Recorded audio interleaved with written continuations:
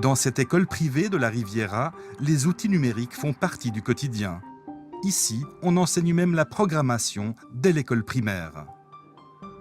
C'est aussi ici qu'une équipe de la Haute École pédagogique mène une recherche sur le futur de l'école vaudoise. L'étude s'appelle « Un élève, une tablette ». Il s'agit de savoir si cette ardoise connectée a sa place en classe. Curieusement, l'expérience ne se déroule pas à l'école publique. Ce n'est pas une volonté délibérée de notre part de faire absolument dans une école privée. Initialement, on avait fait une demande pour faire ça dans une école publique.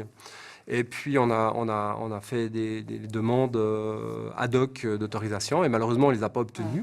Soit d'exclamation. 6 classes d'école primaire sont concernées.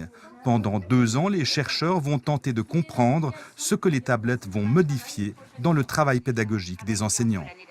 J'annonce sur quoi je veux travailler, mais je sais que c'est quelque chose qu'ils ont déjà travaillé l'année dernière et qu'ils connaissent déjà des choses. Donc en fait, je voulais faire mon idée de départ, voilà, c'est faire un quiz. Donc là, on voit que tu te déplaces, en fait, tu vérifies que...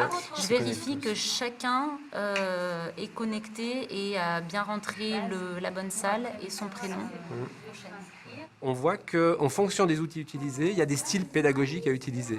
Et on réalise que pour pouvoir avoir des effets sur les apprentissages, il s'agit de varier ces différents styles. 4 x 8. Il faut faire du frontal, il faut faire travailler les élèves ensemble, il faut laisser l'élève construire lui-même son savoir. Tout ça, ça demande de la formation, un accompagnement et la motivation des différents acteurs. 4 x 6.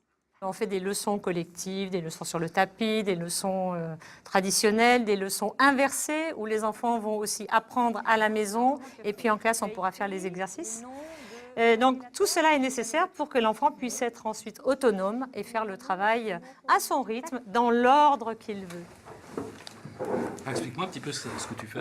En fait, j'ai fait une dictée de mots sur mon iPad avec l'application dictée CE2 et j'ai fait des fautes et puis j'ai des mots à travailler et puis les mots que je dois travailler, je dois les réécrire sur mon cahier.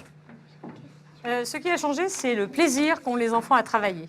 Donc ils ont une concentration qui est plus longue, un plaisir qui est développé et une motivation assez intense.